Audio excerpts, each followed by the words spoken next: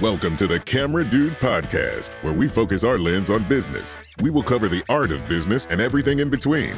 Join your host, Rob Moorman, a seasoned photographer and RV park owner with over 27 years of experience, as he captures insights from industry experts and fellow entrepreneurs. From mastering customer service to igniting creativity, we explore the common threads that weave through successful businesses. Get ready to click, snap, and discover on the Camera Dude Podcast. Welcome to the Camera Dude Podcast. I'm Rob Moorman, your host, and Camera Dude. Join us today as we dive into all things business and life. Hey, let's get started.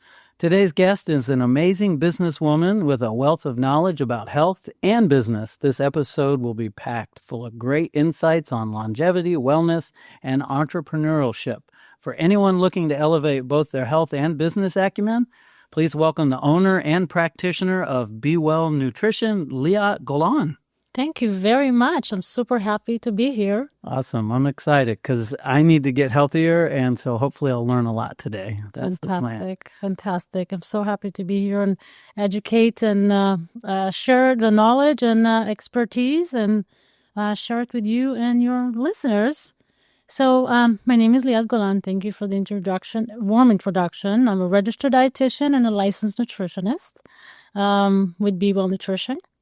And where did I start my career? Yes. What was your very first job before you were in nutrition? I like to take my listeners back because people that are successful like yourself, I want them to see the journey that it took. And sometimes maybe you skinned your knees a few times or whatever. So what was your very first, you were a high school kid or whatever job?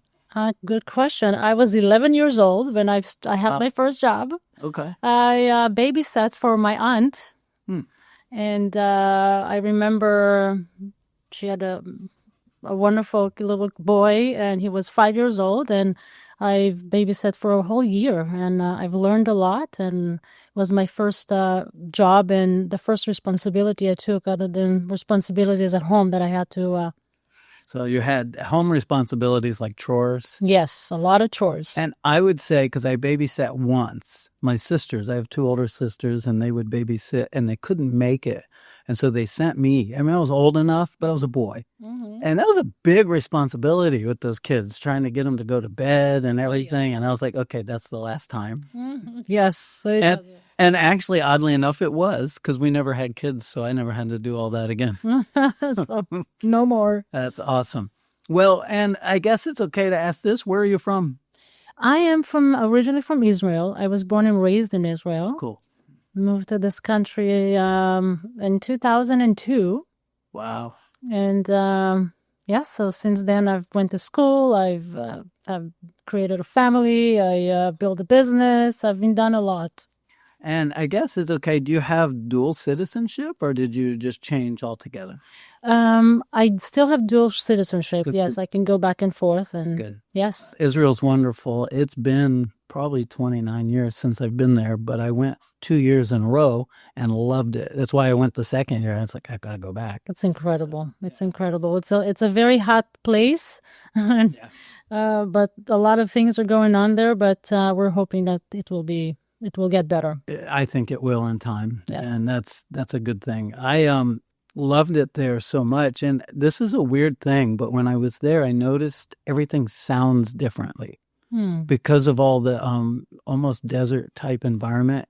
The audio, being an audio junkie, is there's nothing that resonates. Everything felt like it stopped. Mm-hmm. It was fascinating, as I could only listen. Maybe only a weirdo like me. Well, we noticed those things. Yeah. Where were you in Israel? We actually did almost the entire country, and we spent some time in Golan Heights, so that was kind of cool.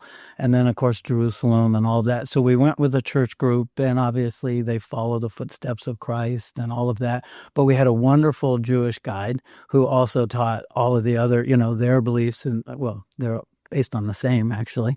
But so he gave us the historical background of where we come from with ours and all. So it was so phenomenal to put it together. Yeah. Beautiful. And just to see it. I was fascinated because if you look to the left, there's Old Jerusalem. people with ox carts and meat hanging and you look to the right and there's a mall with Pizza Hut. Yes, you have a little bit of everything there. Yeah. Well, speaking of pizza, let's talk about nutrition instead. All right. I'm gaining weight just talking about pizza. What inspired you to become a registered dietitian? I've always have had passion towards nutrition, and I was always fascinated by the fact that how food can affect us, how food can either make us feel good, make us feel tired, make us feel happy, and it impacts the way we think, it impacts the way we do everything. So I began to really wonder how does this body work? So what can I do to really learn as much as I can about it, and also educate others and have impact on them? Well, I know it makes changes. I won't go into details, but I know you because I'm a client and have recently made major changes, and I feel different. I think clearer, and I thought I was being healthy. I really did. I mean, I would cheat occasionally and all that, but for the most part, I thought I was being healthy until these changes. So, most people do. Yeah. Because the way we're taught, the way the media make us think, the way that we're taught in school, and the environment is really, there is a big lack of education in the field of nutrition. I have a new saying, and I don't mean it literally, but I've lost all this weight, all this, and I say, when I see people or when I'm leaving from being in their presence, I just always say, stay hungry. That could mean about life, but also with your food, don't eat so much that you're just never hungry. If you stay hungry, you're burning calories and not starving or anything like that, but don't eat so much. Good point. That's how we meant to be. I mean, if we think of many years ago, we didn't have so much food available at all times like we have today.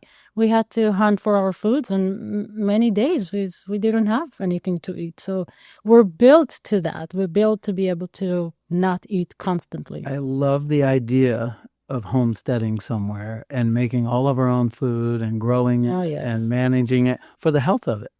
And instead of working every day at the grind, although I would miss my career as a photographer, I do love it.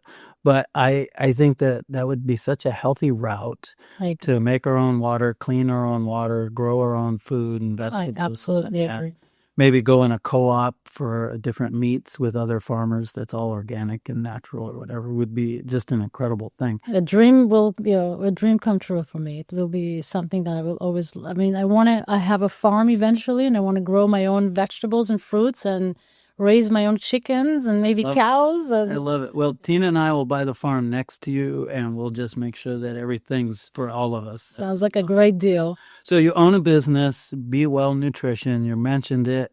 We're going to talk about it later, but go ahead and talk about it now and just give my listeners an aerial perspective of what you do. What is Be Well Nutrition? Yeah. So we provide nutrition counseling, nutrition coaching, to individuals and groups in order to enhance their knowledge and provide them tools and strategies to feel their best. I love it. The approach is very comprehensive and it's very individualized. It's not one size fits all. When a client or a patient get in touch with us, or the first initial contact, we send them information. We send them a health questionnaire, which will be very comprehensive. We want to learn as much as we can about the person. I know, I filled that out. Yes, you did. So your eating habits, exercise habits, food preferences, medical history, nutritional history, list of medications, list of supplements if they're taking any. We're looking at their sleep pattern, stress level, which is major, digestion. Yes, I know you have a lot of stress. You're always on the go. And we do analyze it to the point where we know as much as we can about the person's health and needs and wants, and that's where we create the program for them.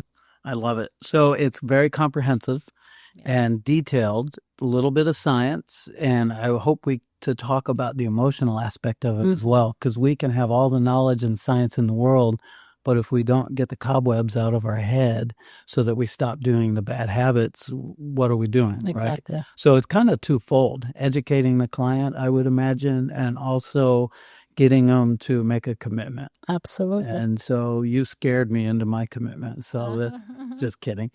All right. So tell me this. Let's talk business a minute. What early challenges did you face in launching your practice?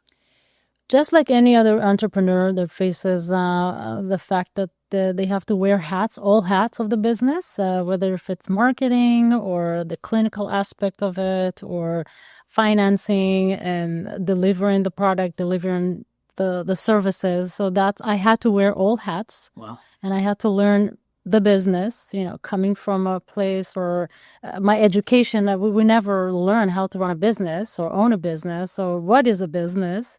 So it's just, self-taught and self-learn. And I was just trying everything and doing things and on the way, just learning. Cool. That's how Moorman Photos started as well. I got a vocational degree in photography, spent 2 years in the classroom, interned for a year, but I really didn't learn business. So I skinned my knees a lot. It really took us 8 years. It's been 30 now, but 8 years till we were really profitable and making a true living. I think if I had taken a business course along with that, it would have been a lot sooner. But nonetheless, we're here, and I think it made me stronger. Yes, I agree. You as well. Absolutely. I remember starting from a room in the house.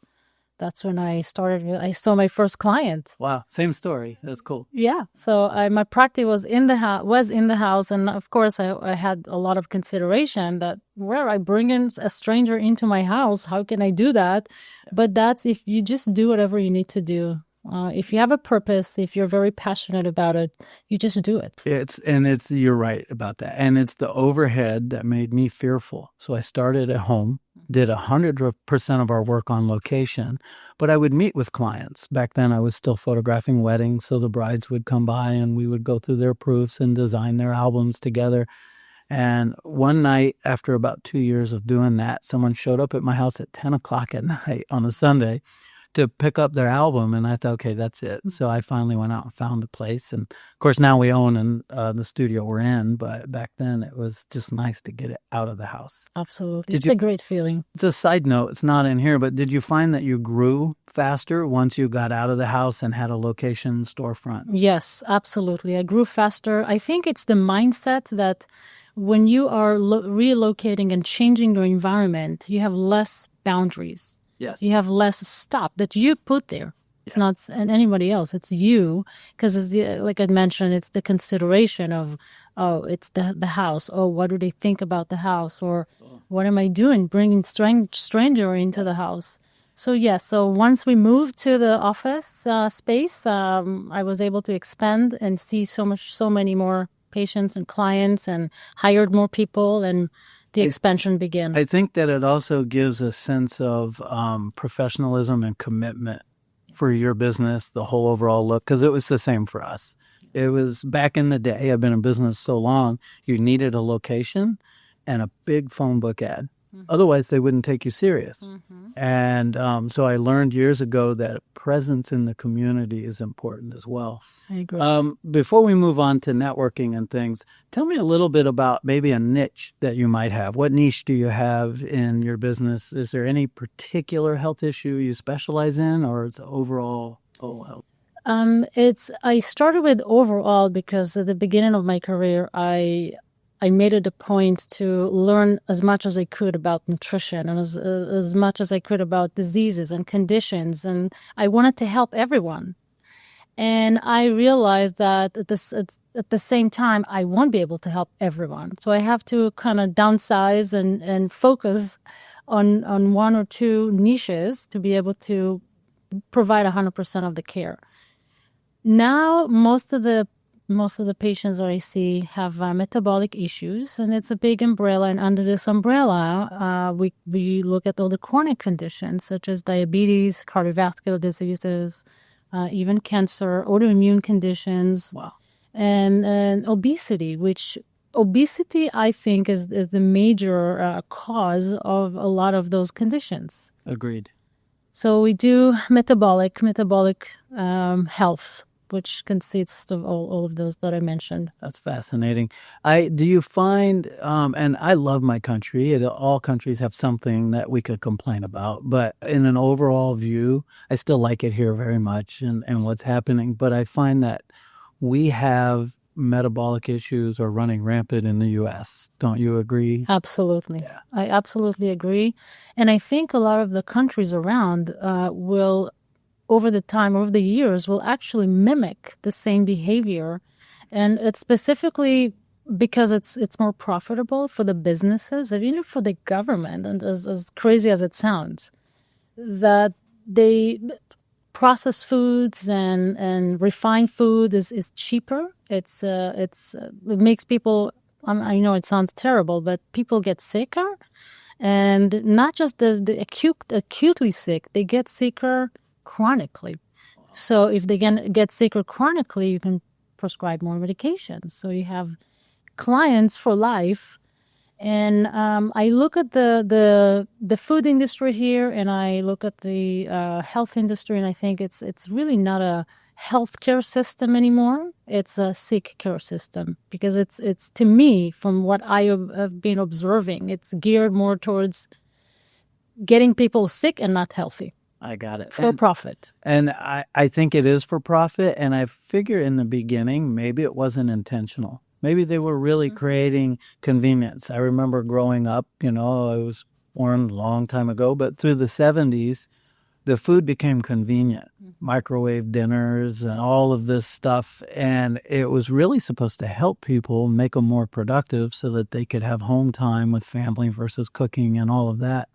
And I found that that's what kind of ruined the food. It's full of chemicals and processing and all that. I agree. Increase shelf life, make it more accessible and ready. And I think also remember the movement. More women, went to work. More women left the house and were not staying with the kids and were not cooking anymore. So there was a shift as well. And it's strange because in one way it was a good thing. Right. I mean, it's great. Everybody's doing things together now, and education and, opportunity for all. And that's a good thing. But it also made the food a little bit worse because we don't have that at home. Yeah, I think they're carried away. Initially, it was a good intention. But as the time went by, as they noticed that they're making more profit and they can have so much potential going in that direction, that's what happened. That's what they... And I think, I try not to get too political on my podcast, but I think that, let's just say, government now is at least chiseling at some of that. And I see great hope. So I hope that continues. We'll see how that goes. Yes. And it's not about the person that's doing it. It's more about the fact that it's being done. Someone's actually thinking about it. Yes. To me, to the front and taking care of it. You're right. Yeah. So just a brief question. How do you define your brand? Be Well Nutrition. I'm not sure I understand the question. So tell me, I guess what you would think is when you design your business, you have a brand, you have your logo and your design and all of that, and you have a little bee, it's kind of cute. But what do you think, or what do you desire for your clients to see when they see your company? I see.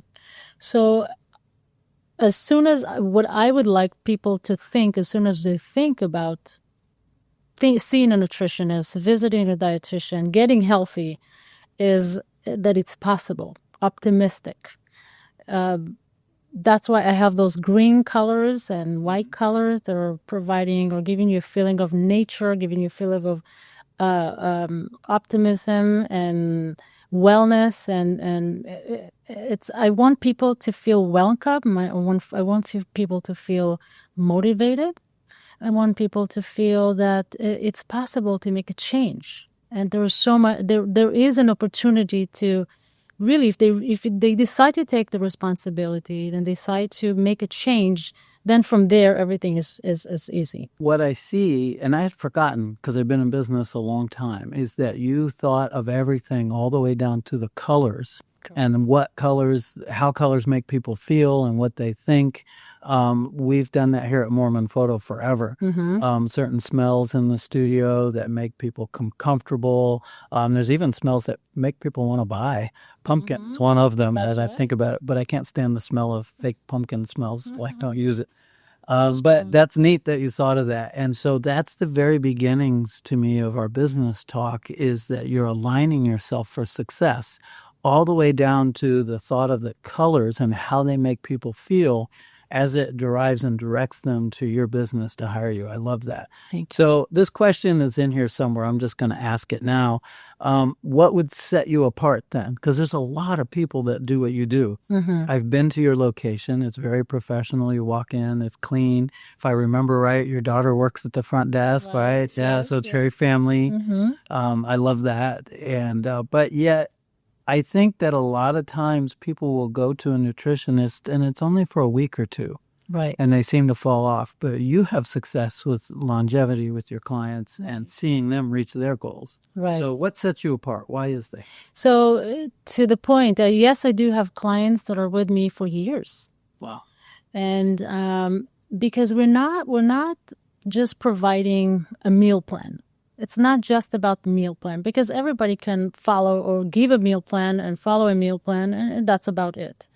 But we do so much more than that.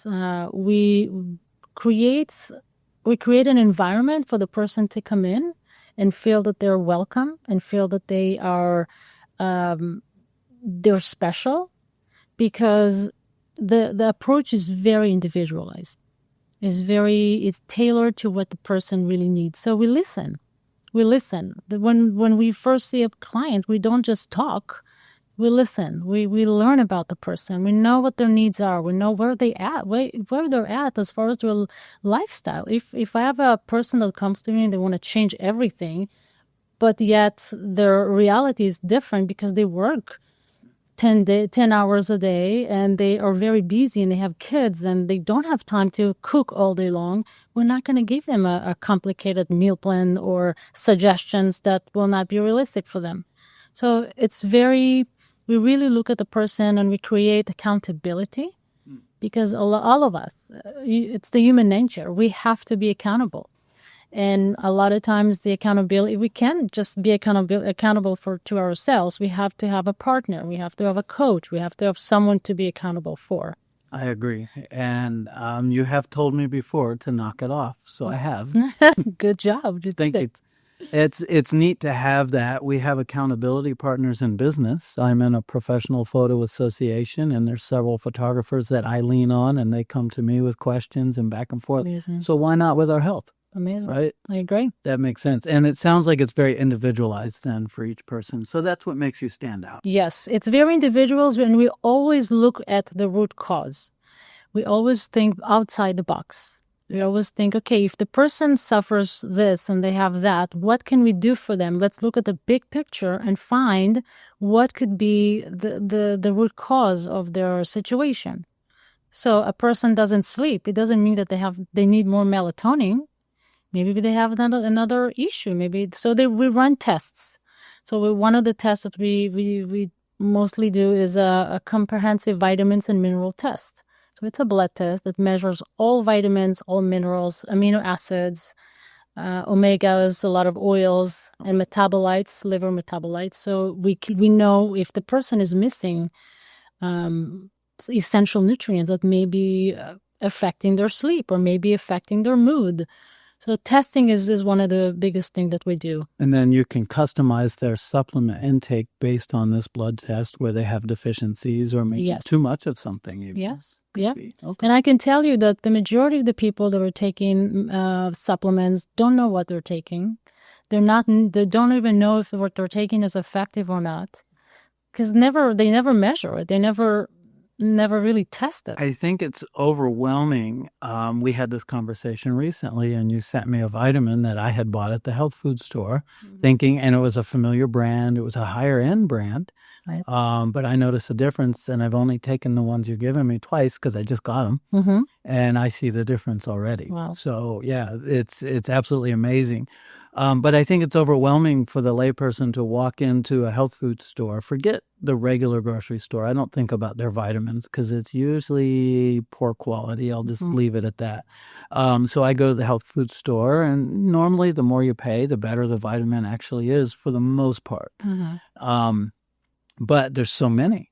And how do we know? Well, if you take this vitamin mixed with this one, it absorbs better. And then the one next to it says it's mixed with something because it absorbs better, but it's not. It's too confusing. It's very confusing. It can be very overwhelming, even to the professional, because if you look at the vitamin store or even you go online and you just look for one type of vitamin, you have tremendous amount of brands and tremendous amount of formulas that who knows what's right and what's good and what your body actually needs. Yeah.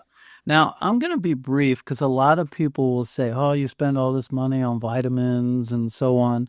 And usually they say when you go to the bathroom, it all goes away and you're wasting your money. That's not a question in my notes, but talk about that a little bit because I find them valuable. I see the changes they make for me personally, and you see the science, right? So yes, to me, that's not true. Yes, so it's not true. I think that just like you mentioned, every supplement, all supplements are not the same. They're not created the same. There is no agency that tests supplements. Okay. And there is no agency that is responsible to really protect the consumer from false advertising when it comes to supplements. So there isn't like an FDA for vitamins? No, FDA is supposed to take care of vitamins, but I don't think they're doing their job, to be honest. Because a lot of times if you go and you look at the vitamins, for example, Central or Centrum Silver. Right. That's the very common multivitamin, every doctor recommended. If you look at the actual ingredient list, most of the ingredients are chemicals, food dyes, food coloring, and a lot of elements that should be removed from our diet. We cannot consume them because they're fake and they're not good. And so there's ill effects to the body. And yes. I had understood that there's tar in a lot of those products. Mm-hmm. Yeah. So when I was a kid, I grew up on those Flintstone vitamins. Mm-hmm. Later in life, I learned how horrible they were. My mom didn't know. She was buying vitamins for her kids and trying to get something in us, that would work. So she was trying to do the right thing. So let's talk about something. You have all these offerings that you give to your clients in group events sometimes or whatever. Tell us about the Nourished Body Bootcamp. So the Nourished Body Bootcamp, it's a 8-week program that it's more for people who like to be part of a group or a community. And every week people are assigned. It's an online program, but we also meet once a week through a Zoom. So it's all online. There is no personal meeting. So we meet as a group once a week. Every week they are getting meal plans and recipes and grocery shopping and grocery list. And they get tips and strategies and weekly encouragement and motivation. Well, now I feel like I'm missing out. Yeah. Well, it's wonderful. I think it's a lot of people have made a major change and transformation when they joined the program because it's geared more towards the ones that cannot seem to lose weight. Okay. Cannot seem to get their energy back, cannot seem to get rid of cravings and constant hunger.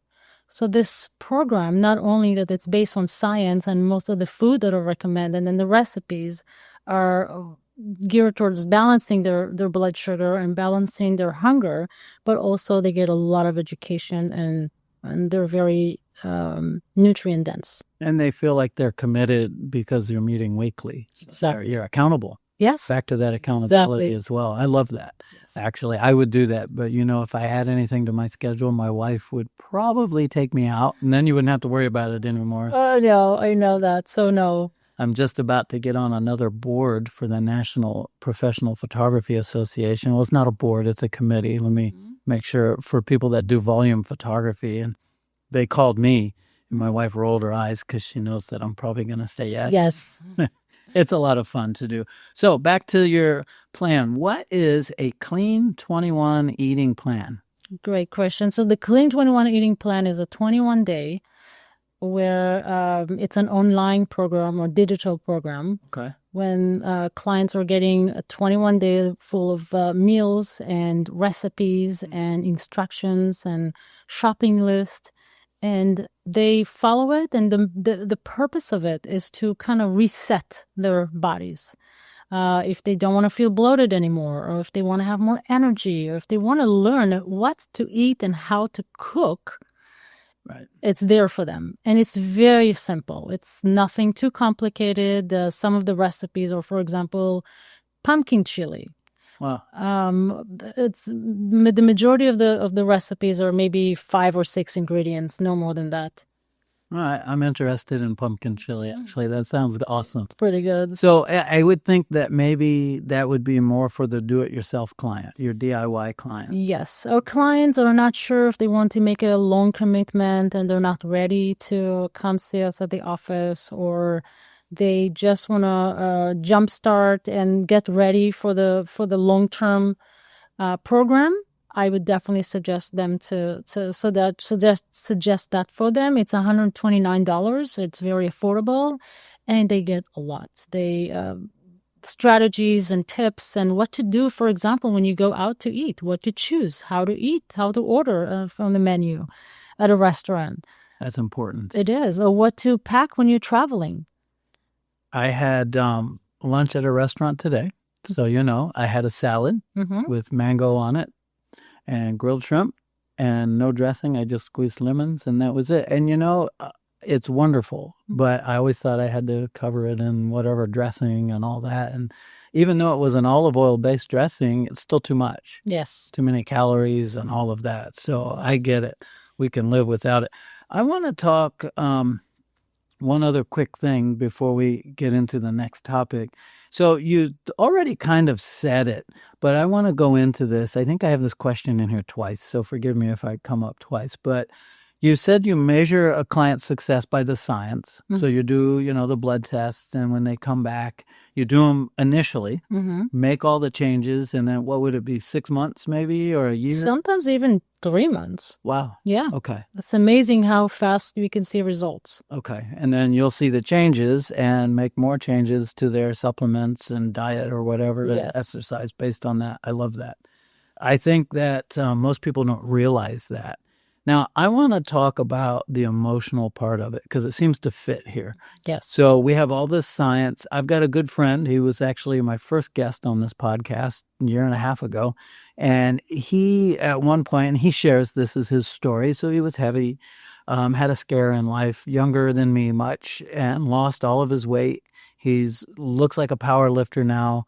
He's rock solid. He's running marathons and all of this. And not only is he a good professional photographer, he's also training people in the gym. And when I say he's giving nutrition advice, not like you, but he's giving them some nutrition advice, and he'll tell me he's frustrated because people want change, but they don't make the effort for the change. Yes. So how are you taking care of the psychological aspect of being addicted, if you will? Mm-hmm. Sometimes it's an addiction. Sometimes it's just we want our pleasures, I guess, and we don't want to give things up because we feel like our world is going to end if we do. How do you deal with that? Great question. Definitely an emotional side of it. We have the emotional side and we have the physiological side. So when they come to the office, when they are committed to come in and start the program, they're already 50% committed. Okay. They already made the decision that they want the change. So the other 50% is to help them make the change and to provide them the easiest and most effective way for them to really implement it. Okay. Many people they're very confused. They're very overwhelmed. There is a lot of what I found when I have new clients are coming in, they feel confused. They feel overwhelmed. They always say that there's so much information and they don't know what's right, what's wrong.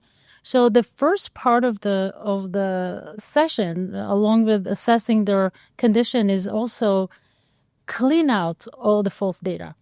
Okay. Clean out all the myth that they believe or heard, or their nephew did it, or their sister did it, or their mom is doing it. So we clean that out and we say, this is the truth, this is the fact, this is what's right for you. And they feel the effect of it is they feel so much more confident. Yes. They feel so all of a sudden more control. they feel more stable. I can attest to that because I went through that and it was too complicated. I don't have time. All my listeners know I'm running 2 businesses and they know what I do because they've been following me. But when you gave me the food prepping plan, I thought, I can make all my food in one day and eat the whole week and never cook all week again. Okay, I like to cook, but I don't have time. Right. So that was helpful. So I think also the information about what I was eating at restaurants constantly. And I was actually ordering right food, salmon on top of a salad or whatever, but it was all cooked in the bad oils. Seed oils mostly, I think, and plant-based oils aren't bad, but some are. Yes, some are. And most restaurants use the cheaper plant-based oils, right? Yes. I think that was one of my biggest problems. Yes. Because I'm on the go. I said, if I don't just go get something, I'll start cooking at 8 o'clock at night and I'm not going to eat or whatever. But now it's in the refrigerator already made. Because you planned? Yeah. You did the job in the beginning of the week. I love that. Let's see. We talked about the mental changes, and there's so much to that and too many things. My mom listens to this podcast, so I'm going to get in trouble. She is doing this carnivore diet where it's only that, and she is so set on it, and you can't. And I'm like, she's eating a cow a week, not literally, but and bacon and all this horrible stuff. And she's 84 years old. Wow. She's got to stop this, but she won't. So how long has she been following it? A year and a half or whatever. Oh. But she also cheats. Sorry, Mom. I know I'm in trouble. But so she really hasn't. When she sticks to it, there is weight gain or weight loss. Pardon me. I said that backwards. And she does okay with it, but it's mostly, I think, because there's no carbs. What exactly? So what's the purpose of her doing it? Just weight loss and health. And she read that if you eat all of that, it doesn't clog arteries. It doesn't do these things. Maybe if it's the right meat and clean and you're buying it from the right place. Yes. But back to that overwhelming amount of knowledge we need to know to actually do it right. Exactly. You can't just go to any old steakhouse or go to McDonald's and order 2 burgers, take off the bun and eat them because it's not the same quality. And I'm not picking on fast food. If somebody does a special thing there once a year or something, okay. But once in a while, it's okay. But if it's the major, if this is all you eat, you have to make sure that it's a very high quality. Yeah. Portion control is extremely important. Yes. Balancing it with what you're doing, because if you follow it, let's say you do it for 2 weeks and you do a great job, but then you fall back and you start eating all these candies and carbohydrates because you're so depriving yourself. That's not the right way to do it. It's actually more harmful than helpful. It's bouncing because you're bouncing back and forth. It's back to what I said earlier, stay hungry. Exactly. Don't eat so much that you're constantly full. And I thought I had to uphold the longevity of energy because of the amount of energy I expel every day. The digestive system takes so much of your energy to metabolize the food. In fact, 70% after a meal, 70% of your energy is geared towards metabolizing the food. So the camera dude stay hungry saying means that because you're burning all that food and energy digesting the food, you have more energy because you're staying hungry. Exactly. And staying hungry is not necessarily physically super hungry. It's a little bit of, okay, it's the empty feeling. It's not the full feeling that you can't move and you're so tired because. And I think before I changed all my habits due to your services, actually, I would eat in the morning and I'd eat a lot. And I wasn't hungry, but it was lunchtime, so I ate. Mm-hmm. But now, around 11:30, I'm like, I could eat in about a half hour, and I'll eat something. But I won't eat so much that when dinner time comes, I'm not hungry, but it's dinner time, I'm supposed to eat. Mm-hmm. Yeah, so that's where the stay hungry came from. Mm-hmm. That's my own little inner thing that I brought up with, you know. Or eat when you're physically hungry. Many times we eat because the food is in front of us. Many times we eat because we feel sad or we want to celebrate or we're socializing with other people and we want to eat. So it's important to really realize when you're feeling physically hungry versus emotionally hungry. I love that. And I do find during social times today, went with my buddy Chuck from high school. Yeah. And he eats whatever he wants, and he's still skinny. He makes me crazy. But, you know, it was a Mexican restaurant, great place in town, and they brought the chips and salsa. I'll have you know, I had no chips. Wow. Just so you know. Wow. And he's like, what's wrong with you? And I said, I'm not eating that. Thanks. But anyways, and I ordered my salad, and he ordered his steak with eggs on it. And I don't even know what it was, some crazy thing. I'm like, I'm not eating that.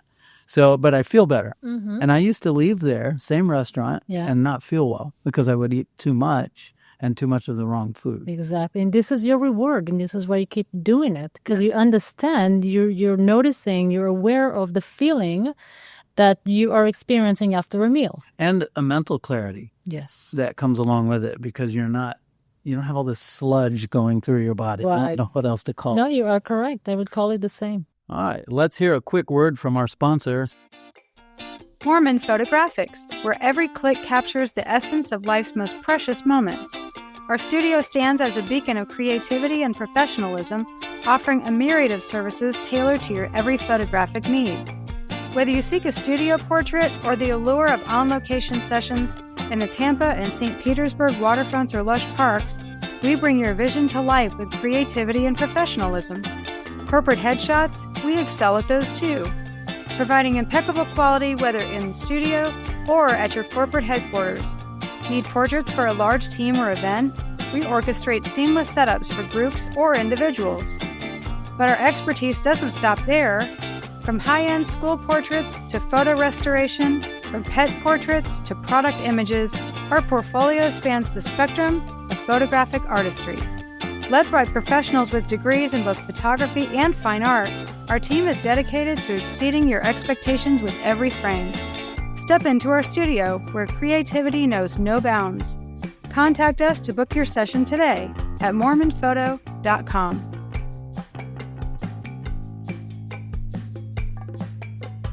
All right. Welcome back. So give us a success story without giving names, of course. If you've had someone that's come in with maybe, a disease situation, whether it was a cancer or a thyroid situation or whatever it might be, and you were able, along with their doctor, I'm sure, but you were able to help them turn their life around and their situation around.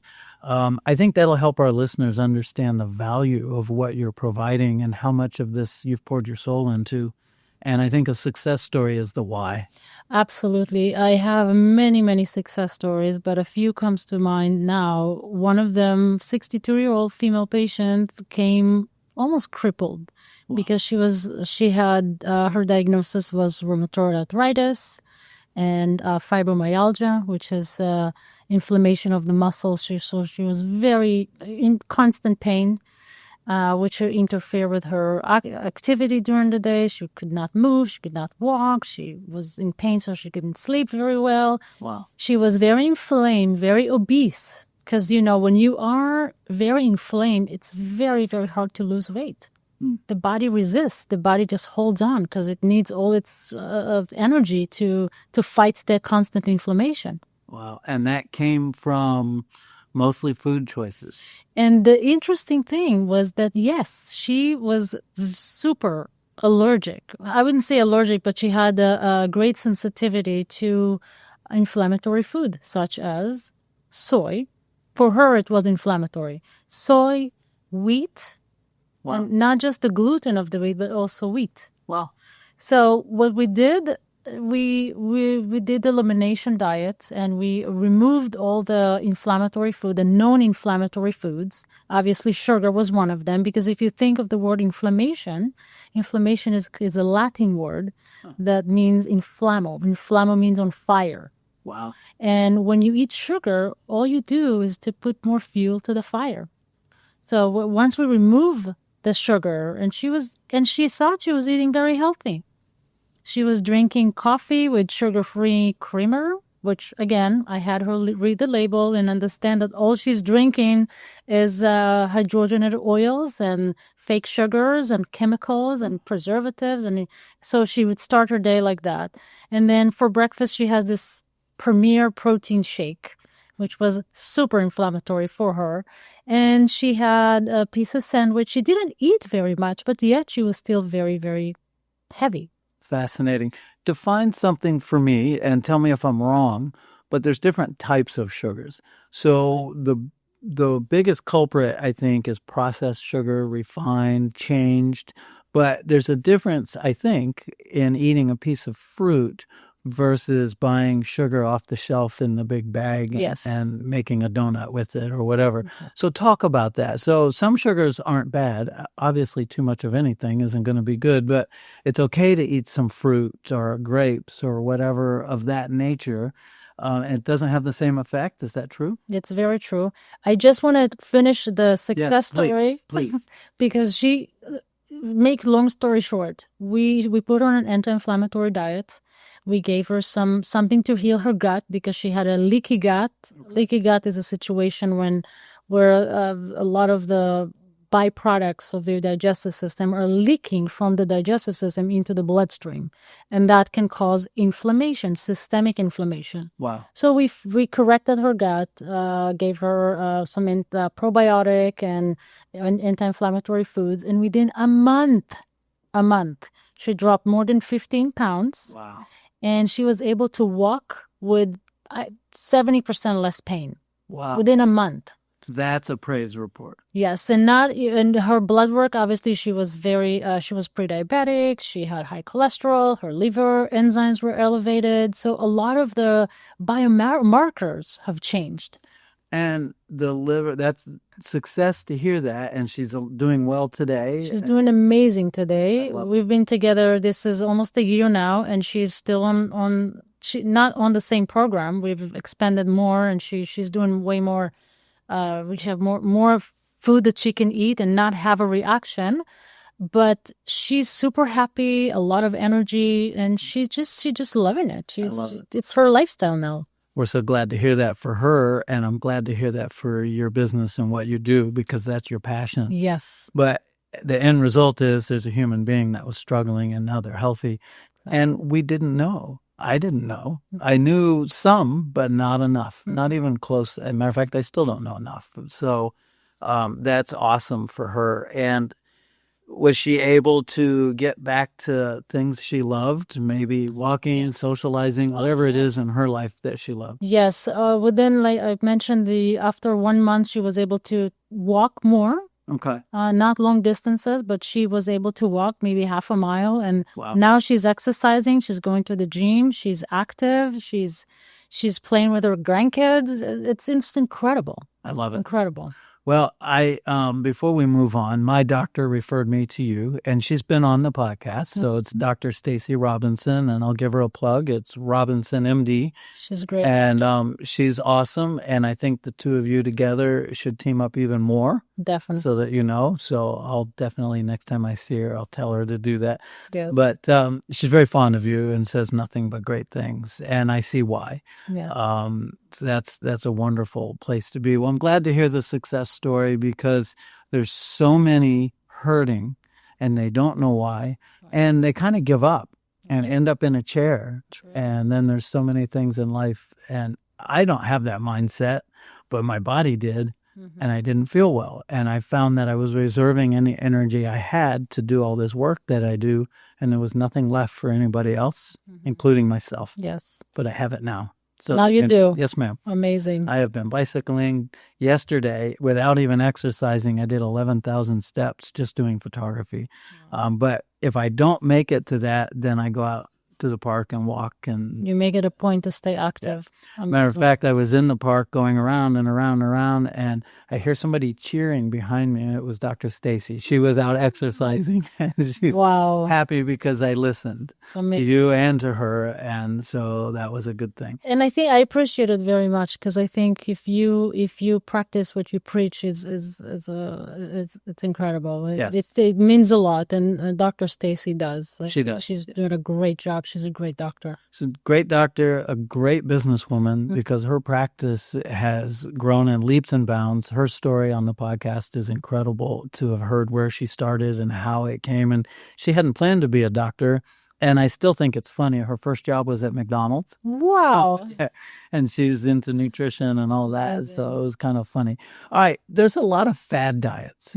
We talked about one already, my mother's doing, and there's a million more. Right. And sometimes I find people that are on them, it's like they're a salesperson for this diet because they just love it.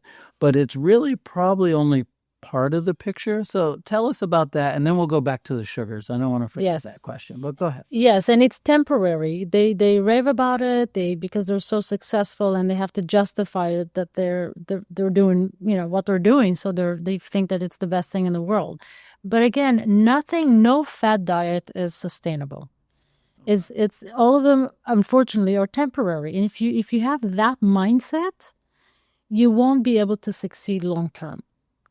If your approach is, okay, I'm going to do this diet because I want to lose a certain amount of weight, and then when I lose a certain amount of weight and reach my goal, I'm going to go back to, what's the next plan?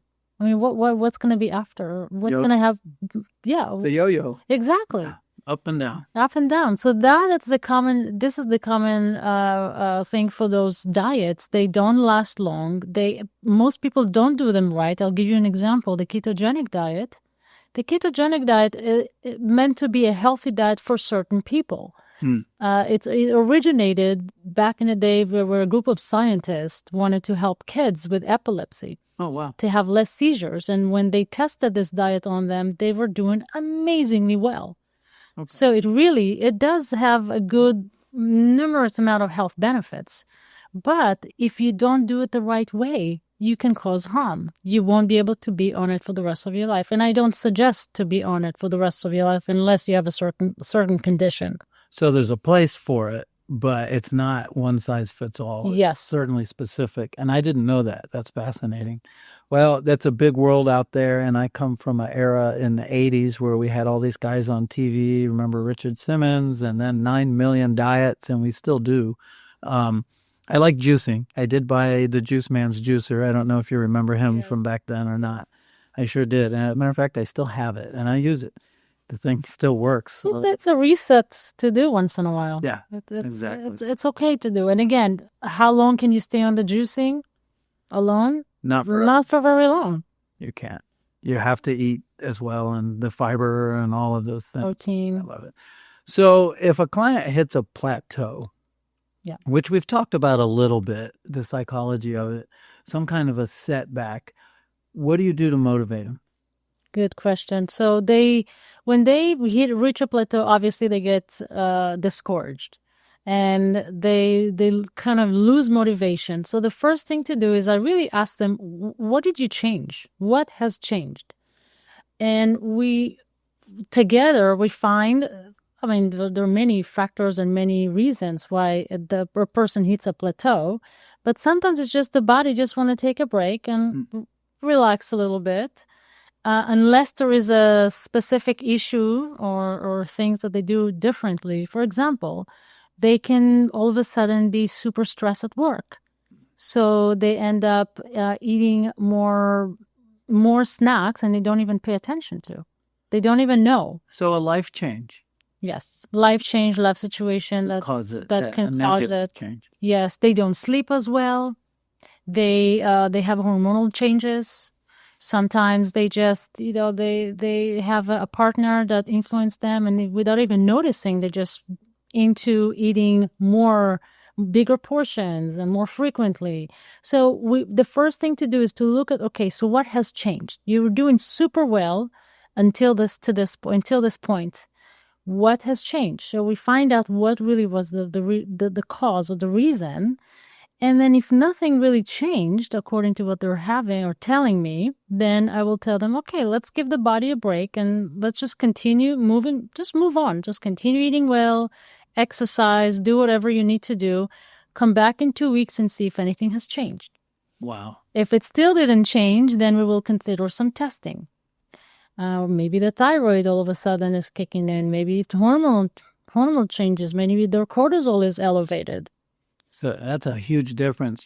I want to hit on something, is that you mentioned stress. Mm-hmm. So I won't go into details, but my biggest stress was in January in 2011, I think it was, my father passed. And he left behind a lot. And so 2 companies, and he owned a lot of property that people lived in or worked out of and all of this. And it took me 10 years, 3 lawyers, 4 banks. I could go down the list. And that's what changed my health. Yes. Which is why I came to you. All of that finally after the 10th year was in place and settled and finished, and all the battles that had to be fought. And I was like, oh, look at me. I'm heavy. And the strange part is I didn't realize I was as heavy as I was. Yeah. I don't know why you don't realize it when it's you.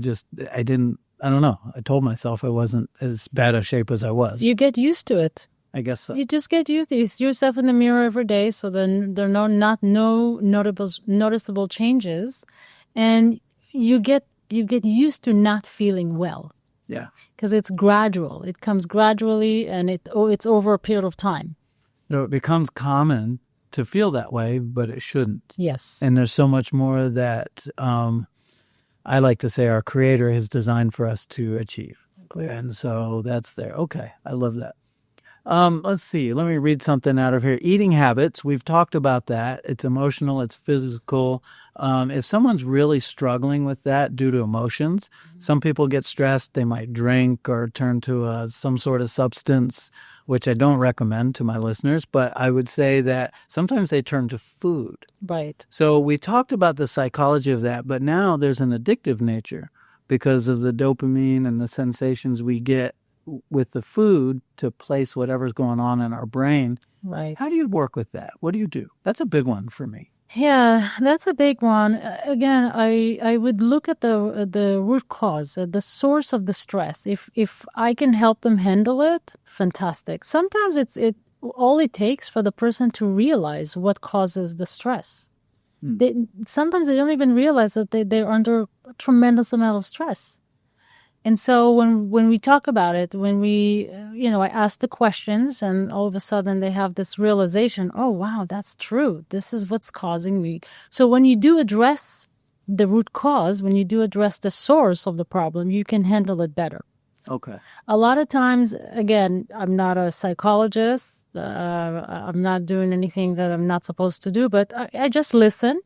And if I can help them with the diet and the food, we have vitamins and we have amino acids that can help them handle stress better. Like, for example, L-theanine or 5-HTP, which can help them produce more serotonin, which is a neurotransmitter that helps the person feel better, more relaxed, more focused, more calm. Okay. So it's all there are always solutions, there are always ways to handle it. And again, I always believe in the more natural solution. What can I give what can I give the person, and how they can take responsibility and do what they need to do to feel their best. And you do it by giving them knowledge.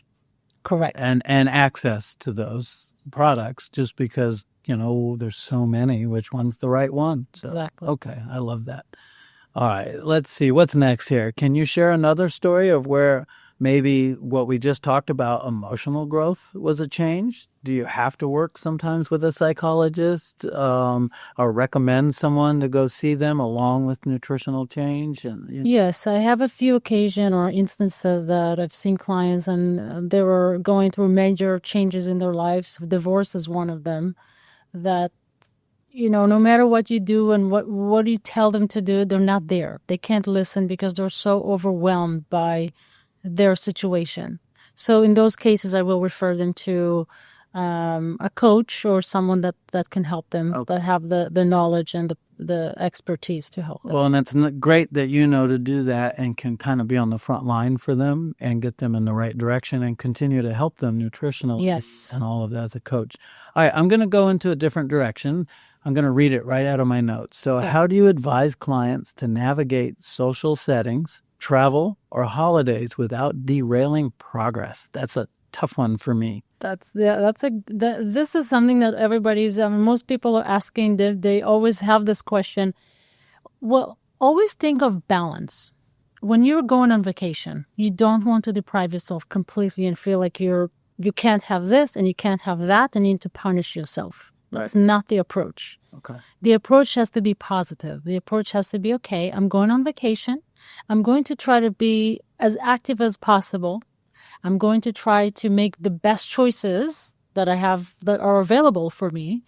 And if I don't do 100% good, it's okay. When I come back after vacation, I'll jump right into my routine, and I'm going to just continue doing well. Okay. So it's something, because it's temporary, vacations aren't, full time. So if you do fall, so to speak, on your vacation, when you come back, you just hit the road doing exactly what you were doing before. Yes, you hit the road. And also, a lot of times people think, well, I'm going on vacation. I have a couple of instances where patients went on a cruise and they came back and gained 10 pounds because they were just eating and drinking constantly for a whole week. This is not balanced. This is not what I mean. What I mean is just the fact that you are aware that you are going to eat and make good choices. This is, I would say, at least 50% of the job. Your awareness level is high enough to know that you're not supposed to have 3, 4, 5 drinks every night. Right. You can have one. You can have maybe a couple of times during the whole vacations. So it's really a matter of balance, and it's a matter of what are the best choices you can make. I always also suggest to keep a food log. There are many apps that I use that they can basically take pictures of their meals and send them to me for accountability. And it's talking about me for you listeners. Yes, talking about you. And so that can put them in a more control position. Okay. For me, I think it's a great idea. I loved every part of it. But for my listeners, I think they know, because most of them know us, or at least have followed me long enough to have heard it. I'm ADHD. So I wouldn't stop and do that. I would do it for a while, and I knew that after a while it would stop. So I started taking photographs of my food and sending them to you in the beginning, so that you could at least see that we were making changes and all of that. Yes. Because I work around the clock, and I like to work. Actually, it gives me purpose. Yes. I don't know why. So let's talk about that. I know we're going to get long here. I don't want to get too long, but talk about alcohol for a minute. When you're on vacation, me, with all that's going on and the changes, I've chose to do none. And so I'm using alternative drinks without sugar-free, natural stuff, not the, sucralose or any of that stuff. Mushroom drinks and things like that. A place in town called Herb and Brew. And there's HERBAN Brew, and they sell all of these things. They also have some THC products, which I don't do. But the mushroom drinks, they're just normal, like cordyceps and things like that cause you to relax, kind of like a relaxing tea, herbal tea of sorts. But there's some flavor, and when everybody's being social, you feel like you have something that, you're part of the group and all of that, but no alcohol. So a glass of wine sometimes? Absolutely. None? Yes? Absolutely. Okay. Sometimes, and that's the point. Sometimes, not every night. Right. If you limit yourself to maybe a couple of drinks a week, it's perfectly fine. Okay. As long as it's not the sugary drinks and it's, beer, and the portion is as long as it's not too much. So a little glass of high quality red wine at a meal once a week, maybe twice at the most. It's one glass. One glass. Yeah. 1 6-ounce glass. I was going to ask you, what's the size? Because I can pour a glass and take the bottle, right? I mean, that's one drink. I'm kidding. Yeah, and I've just chose not to, and I never drank a ton, but I realized the sugar intake from all of that just is pretty high. Yeah, in the situation where I wanted to get better quicker, I just pulled out of all of it, and now I don't need it. I realized I'm fine. You're right, and you feel so much better, and you mentioned clarity. I mean, when people don't realize it, but when they drink alcohol, it's not just the day that you're drinking the alcohol, they lose some clarity. It's throughout the maybe 24 hours, 48 hours that they still have to recover from the effect of the alcohol. So that's why I don't remember any of my youth. I'm kidding. It wasn't that bad. That's right. It really. So, all right, what's next for Be Well Nutrition? Do you have any new programs coming up? Well, we work on new programs. We work on more digital programs. And we want to bring a couple of devices that will help with energy production. And we have the infrared sauna that we're already we're using, and a lot of people loving it. It's part of the protocol, part of the program. People are doing super well. Cool. And more expansion. I mean, the goal is to reach as many people as possible. And this is why digital is, I know a lot of people prefer to come and speak with us and see us personally, and which I like and I prefer. But at the same time, in order to reach more people and have more impact, the digital world is something that we are looking at. Well, it's the way. Yeah. I mean, I used to photograph with film. I've been digital most of my career, but, we had to make those changes. Yeah. And we meet with our clients online as well. I see nothing wrong with that. And if someone really is busy, it's easier to sit down at a desk than to have an appointment and go. And I agree. that. So that's important. What are you doing to stay current in your education? Are you a part of an association where you network with other people that do what you do? How do you stay in the loop? Active. I read books. I always look for the new book out there, and that is related to science and the disease or condition that I need to know more about. I belong to a functional nutritionist. It's not an association, but it's a group. Okay. That it's a community. We have a Facebook group, and we exchange ideas and we exchange information. We ask questions, and I read a lot. And I made it a point to study new thing every week. Perfect. I love to hear that. And I think our listeners will too, just because they know that you're staying up to date on what's fresh and what's new. You have to in this field. It's always evolving, and it's something is happening and something new is out there, and you have to be able to provide the correct answers. Yeah. And I think business in general, but in health, there's so many changing facets all across the board that if you don't stay in tune, you'll be behind the times pretty quickly, I would imagine. I agree. So, all right. What do you think, what's going to be your goal in the next 5 years? It's kind of a tough question, but... Business-wise? Yes. Oh, both, if you want. Whatever you want to share. Yeah, so business-wise, I definitely want to expand. I want to make possibly... The big goal, I'm not even looking at maybe more than 5 years, but the big goal is to have small offices, multiple offices of Be Well Nutrition. Cool. That will provide and deliver high quality nutrition consultation and care. I love it. So expansion. Very good. Well, always a little plug for me, but hey, if you need help and headshots and images of all the locations, Moorman Photo can do that. I could definitely. I would be glad to see that. Totally. I'd be on the sidelines cheering you on. We have an episode that's out right now as we're recording this, and it's a young man that invented a shoe. It's a boat shoe, but it's actually more than a boat shoe. And it's this high-end version. I don't want to say it wrong and ruin his brand. It's not a croc, but it's an open back shoe, but it's actually cloth with laces, a real sole and arch. And moondeck.co is his website. They're Moondeck shoes. Wow. And he was here. I was photographing his prototypes for his marketing and all. And listening to him talk, I thought, what a great podcast guest he would be. And so we had him on, and I like him and his family, but also the product that him and his brother came up with. They were boaters, and they were working on this old sailboat, and they got tired of changing shoes to get on and off the boat so you don't scar up the deck and all, and they invented this shoe.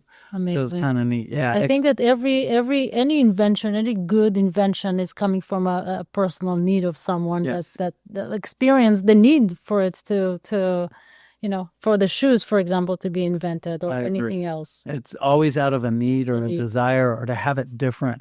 You and I are in a business where we're kind of the product. Mm-hmm. Now, when you expand, you'll have others, and then there'll be revenue coming.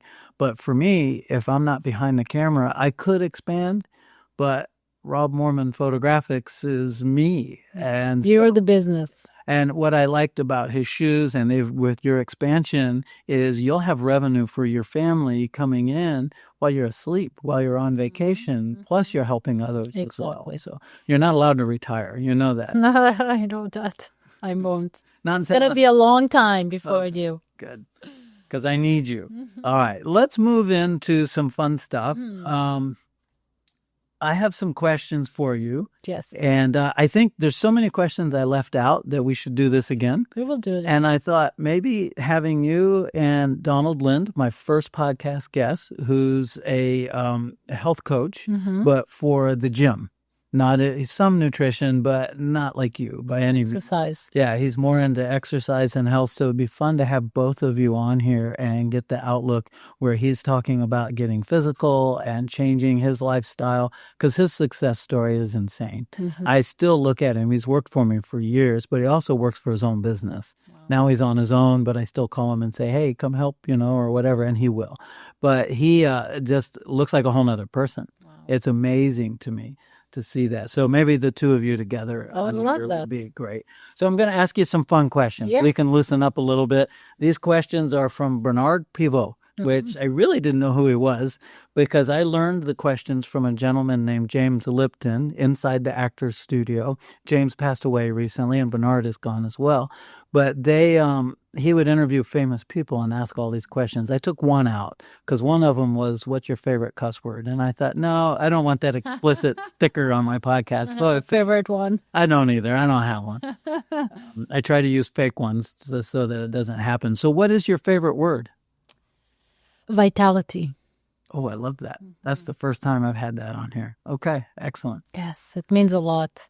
Yeah, well, that's your whole world. Okay, what's your least favorite word? Can't. Yes. I don't like the word can't. Yeah. We can. There's usually a way, isn't there? Yes, there's always a way. Mostly I find that can't is that people don't want to. Yes, okay. That's exactly what it is. So in life, what turns you on? People who take action and are driven by their purpose. I love it. I love purpose-driven people, yes. People that are passionate about something in life and they're just going for it. Yeah, I love that. Yes. That was me a long time ago. Now I've been in business forever, but I'm still going for it. You're still going for it. Yeah. So in life, what turns you off? Excuses and people who are negative or negativity in general. Yeah, I don't either. Did I give you excuses? I probably did. At times, yes. You could see through it, I'm sure. I could see through it, but everybody have excuses. Sometimes you don't know what to say. You just know you were doing it wrong, and I don't know what else to say. So, all right, this is a fun one. What sound or noise do you love? The laugh of my kids. When they're laughing, it just fills my heart. How many kids do you have? 2. 2. I don't think I knew that. 'Cause I met one daughter when I was in your office. Okay, very cool. Let's see. What sound or noise do you dislike? Chewing loudly. When someone chews next to my ear and it's too loud. That's funny. You're not the first one that said that. And I have a problem with that too. It makes me crazy. Yes. Especially my brain. There's enough going on already. The last thing I want to hear is somebody smacking. Yes. Yeah, that's just horrible. All right. So if you had a second opportunity in life, even though you're doing what you love, just out of interest, what profession other than your own would you like to attempt? I love food. I've always loved food. So maybe a chef, but maybe a chef. It's a hard work. So maybe a travel chef or something that has personal chef, maybe. Maybe a personal chef. Yes. Okay. Yes. I would consider being a vegan/vegetarian type chef to help my own self and then be able to provide that for others. I always wanted to be a chef, so you know. Oh, I didn't know that. And I decided not to. Believe it or not, the camera dude had a form of catering called craft services, and I fed motion picture crews. I was only 17.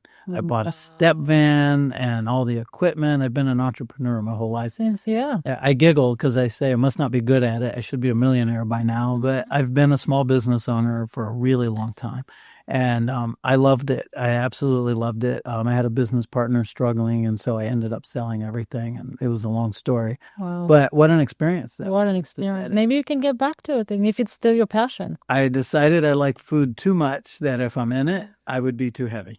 Okay. Does that make sense? It makes sense. It does make sense. But when you feed other people, you get the enjoyment and fulfillment from feeding them and make them happy. As long as I cannot taste too much and all of that. I like that. So before we wrap up, What is one takeaway you would like every listener to remember about health, nutrition, or making a change? And where can people go, obviously, to connect with you? So I think the word balance is a big word. And if you think of balance, if you're balancing your life, if you're balancing your career with joy, it's all about balance. Awesome. So wherever they can find balance and achieve balance, I would recommend to think of how they can achieve that, what they can do to achieve that. Work, life, kids, home. Don't push too hard, don't push too much, but always try to create something new and maintain fun. Don't do things that make you sad, or don't do things that make you unhappy. I love that. It's really finding, we could have a whole nother podcast just on this, finding that work-life balance. I've always said, for me anyways, being an entrepreneur, it's not work-life where you clock in, clock out, go home. When it's time to retire, you just walk away. Right. I could retire now, but I love what I do. I don't want to stop. And I didn't realize that having the blessing of being able to build this business and make it what it is would be emotional on the other end when it was time to get out. Mm-hmm.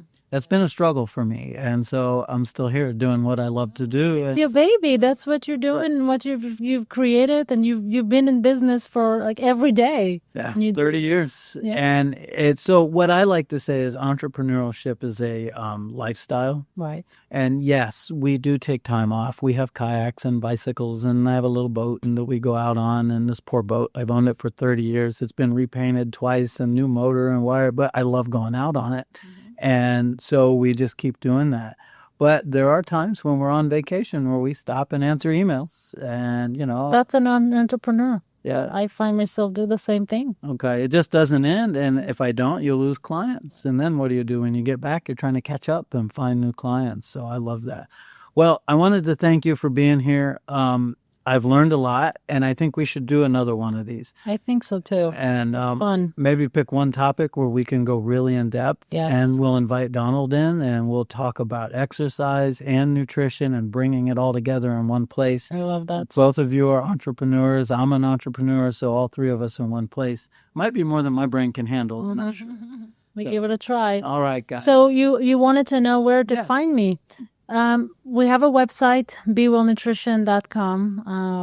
You can reach us at info@BeWellNutrition.com. We're on Facebook, we're on YouTube and Instagram. So if they want to contact us, they can reach out, and awesome. We'll love to have them. That's perfect. And one final thing, let's talk about it. I don't mean to go long. We're supposed to close right now. But if someone wants to onboard with you, what's the process like in the beginning? We spoke about it a little bit, but if someone's apprehensive, it's like, oh, I need this. It's so great to hear this. It's not that big of a challenge to get onboarded with you. And so, one thing I noticed is it's not judgmental. You are there providing a loving, caring service, and you really do care about someone that's going through a health concern, issue, or whatever. So how long does it take to get onboarded with you and get the ball rolling? The process is very easy. It's very simple. We do offer a 15-minute phone consultation if they have questions and they want to know if the program will fit them and what the process is. But in general, they contact us. They have a form that they need to fill out, and then we schedule an appointment. They come to the office. The initial visit is about 45 to 60 minutes. Okay. That's when we do the comprehensive assessment, and we create the phase 1 program. And follow-ups are about 25 to 30 minutes, and they can be conducted online. They can be conducted at the office. Each office visit, we measure them. So we have a scale that measures body composition. So we look at body fat, water weight, bone mass, muscle mass, visceral fat, which a lot of people don't know what it is. It's basically the fat around your organs, which is very important. And then based on the information they provide, lab work, we create their program. Perfect. So it's not complicated. No. It's a simple phone call, make an appointment, come in and get ready for a life change. Absolutely. I love that. Guys, thanks for hanging out with us on the Camera Dude podcast. Remember to reach out to those who have paved the way ahead of you for success. They're a great resource. Until the next one, stay safe, be peaceful, and always look up for directions in life. Thanks for tuning in to the Camera Dude Podcast. Don't forget to visit us at cameradudepodcast.com for more episodes and exclusive content. Connect with Rob Moorman on moormanphoto.com to explore his professional photography. And when you're ready to hit the road, make memories at sunburstrvresort.com. Until next time, keep capturing moments and chasing dreams. See you on the next episode of the Camera Dude Podcast.